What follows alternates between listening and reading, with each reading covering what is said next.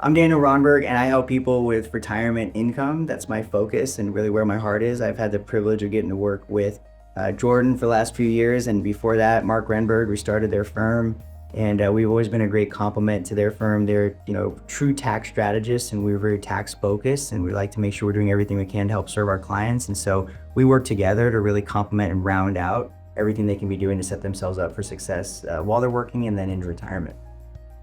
I'm Jordan Squires, the Squires and Rondberg Squires, and yeah, we're just so blessed to be here with Daniel. We, like he said, we do taxes, tax planning, tax strategy, anything to do with taxes, and yeah, we're just so excited to be here with Daniel and his team. It's been great so far.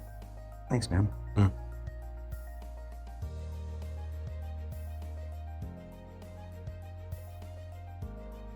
That is something I probably think about daily because Mark, as probably most people that are watching this know, he was a guy bigger than life, loved his clients, not a typical CPA. I know there's a couple of his clients, I heard a story that he actually officiated their wedding. You don't get that in accountants. That's pretty crazy. When I heard about him, and there's a whole story, but when I heard about him, I had to meet him and fell in love instantly like everyone does. And before I was able to work too much with him, he got diagnosed with cancer and passed away. And so it was a crazy time for the firm, for his family, for everyone that knew him. But it was hard trying to step into his shoes, trying to be the Mark replacement for everybody. And I learned pretty quickly that I couldn't be Mark, and that was a hard lesson to learn. It was hard for a lot of the clients as well. But I learned that the best way I could honor him was to do it my way, and to bring everyone along for the ride the best I could. And I think we're doing that. I hope we're doing that. It was rough there for a couple years, but we're in a good spot now. This is realizing the dream that Daniel and Mark had to have us all under the same roof, and it's going so well. We're so excited. I hope he's proud of us. I think he is. Yeah, Mark was an incredible, one-of-a-kind man. I always tell people he was really, in a lot of ways, almost like a second dad to me. I mean, that's how close we had gotten. We were both a little weird, and we would work weird hours, and so I spent many nights at his desk. It would be 3 a.m, having some of the best conversations ever, working together, pulling all-nighters, and I really admired. I got a lot of my work ethic from Mark, but I also got a lot of how you treat people and the heart you show up with every day from Mark. And I had the privilege of working with Mark for a long time before I even got a chance to meet Jordan and his dad, and so getting to work with my dad, getting to meet them and seeing them working together, there was just kind of this natural connection. When Mark told me that he found someone to buy his firm, I was skeptical, of course. I'm like, who could come in and fill your shoes? Like, how's that possible? And then I met Mike, and I met Jordan, and I got to see where their heart was. And Mark couldn't have picked a better couple of CPAs to help take his shoes. I mean, nobody could fill his role personally. He was just one of a kind. He was just one of those genuine people who would just do anything for you. I mean, it didn't matter what was going on. He would spend all day with you if that's what it took to make sure you had what you needed. And he was a true giver. And we learned a lot of our cultural things that we embrace here at Nations First from Mark. But getting to see the job that Jordan and his dad have done, and business transitions are really tough. And Mark definitely had a phenomenal legacy, but the timing of his passing was so unfortunate for so many reasons. Obviously, he was way too young.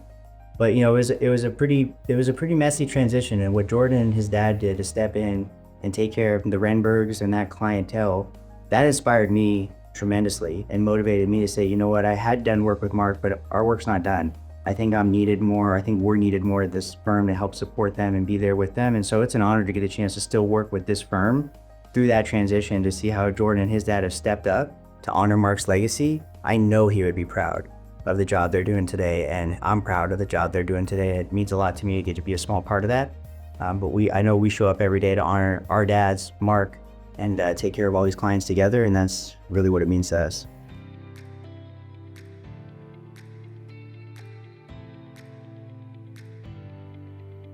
That it doesn't have to be painful or stressful, I think, is probably the number one We try to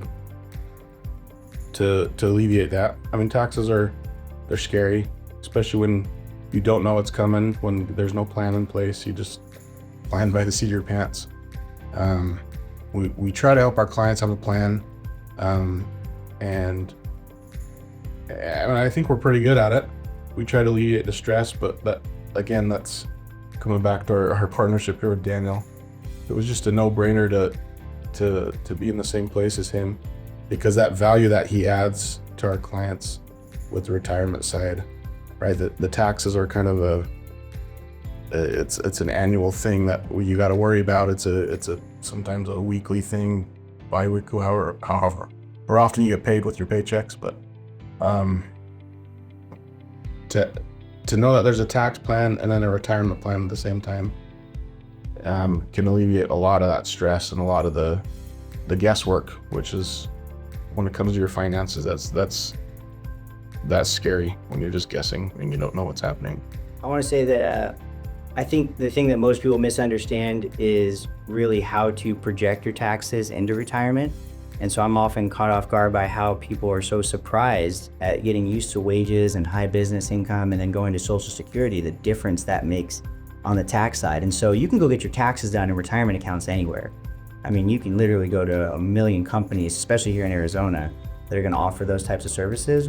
The reason why for us it was also a no-brainer to partner with Jordan was a lot of people want to do your taxes. Jordan is somebody who's a strategist. He's going to be somebody who goes a little bit above and beyond to actually be proactive, and you just don't get that from a lot of most accounting firms. I think the number one thing we've heard when we surveyed our clients was, my CPA is just doing my taxes, we're bringing them all the ideas, and they're not providing any real strategy. And so people kind of have this misconception that your CPA is supposed to provide all the strategy. That what they don't realize is, it's hard to run a CPA practice. To get that many returns done in that short a time with that many families, very, very difficult. I mean, these guys work 24/7 from January, April to make that happen, and then extension season. So there's not a lot of time that you think you're getting this attention.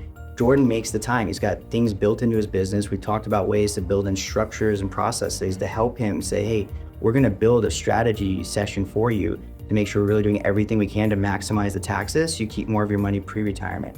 That can lead to better lifestyle and more savings for retirement. And then in retirement, we're looking at how do we divest and take money out of those accounts so you tax deferred as efficiently as possible? How do we leave that to family members, to spouses? How do we use that for lifestyle expenses so we can maximize the gifting and living we want to do and minimize the tax? And so us teaming up on that together has been just such a powerful combination, and that's something I'm really proud of here.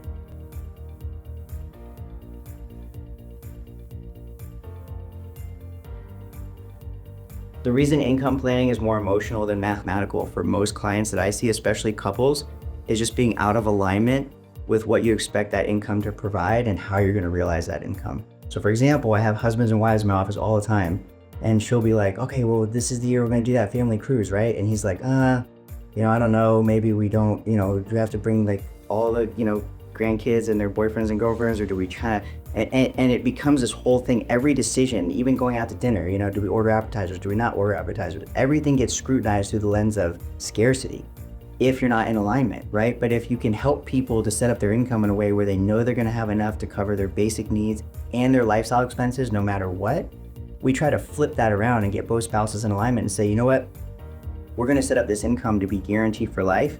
And not only is it guaranteed for life, but we have to spend it, right? We're going to get a check this month, next month, the following month. Nothing's going to stop that. And we try to shift them from budgets to spending goals.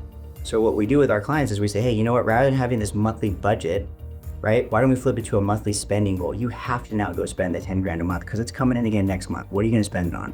You said you were going to take the trips. You said you were going to buy the boat. You said you were going to travel and see the world. Have you done those things yet? And let's see if we can get you encouraged to embrace that, right? That's that old Tom Hegna philosophy of like, people talk about these things they're going to do in retirement, then they get there and they're too scared to spend their own money. And so we want to unlock that and help them live intentionally and really embrace the fact that if you set yourself up, and there is a way to do it, we outline it in the book, a strategy to know that you're never going to run out of money, then that gives you the freedom and liberates that money to be spent and used on things you actually said you were going to do your whole life together. Yeah, I love that. That's one of the reasons I love Daniel and his philosophy so much. Is it's not about the scarcity mindset, right? I think a lot of retirees have that. They're worried about it running out. And when you're like, for example, me, I've got 5 kids, 12 being the oldest, and so it's hard to get out of that scarcity mindset sometimes. For sure. But seeing how Daniel helps his clients do that has really been life-changing just for me, and even how I approach taxes now with my clients. Because my job is to reduce the taxes as much as possible, right?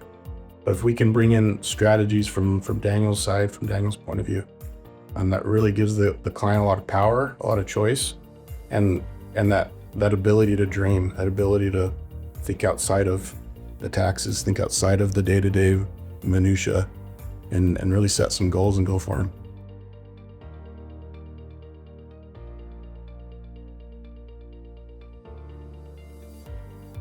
So for me, by far, the best part has been at the end of the day now, a lot of times Jordan and I, when everybody clears out and all the team goes home, we'll just sit and kind of talk in the hallway. And, you know, before Jordan's office, even though it wasn't that far in proximity, I'm in Mesa, he was in Gilbert, you know, it's a few miles apart, but we didn't talk nearly as much. Now our offices are right next to each other. And, you know, sometimes the team will go home and we'll kind of, you know, go through our day together, and he'll be like, oh man, I saw these clients. What do you think about this? And we sit there and we strategize and we talk, and every day I learn something. I mean, every single day I've learned so much in this short span of time, more so than I've learned in the last few years, just in us having those little daily debriefs and going through stuff. And I know we share with each other how we can impact each other's clients. Those little strategy sessions are like ironing, sharpening iron. We're getting better and better every day. And I don't think you're gonna see that in a lot of financial practices. You know, like if you're in your discipline and you're an advisor or you're a banker or whatever, you don't necessarily have that other professional to bounce ideas off of like that every day. And man, to me, that's been really one of the best parts. I've not only learned a lot, but now I'm taking that information back to those meetings on the follow-ups and going, hey, look, I talked to Jordan, here's this, and this. And I think we keep building and compounding. That's gonna compound into something really, really special for our clients. Yeah, I echo everything you just said. I am learning. I don't know what you mean by you learning from me. I've learned so much more from you. And yeah, just like you said, being able to take that information, these new strategies, or getting out of my accountant brain and seeing how Daniel operates, being able to take those thoughts and ideas to my clients it's just been amazing. And yeah, those strategy sessions are so helpful. Well, we came up with one yesterday. Like we were talking about a client specifically that we both share. We both met with him once on the tax side, once on the retirement side. And then I had this kind of like thought from the meeting because the client inspired me or something. And I ran it past Jordan. Jordan's like, here's how we could lay that out. And so he put the framework and the pieces behind it and how it could actually work structurally. And it's like, I mean, it's so cool, the things we're gonna be able to create together. So it's been good, man. Yeah, man.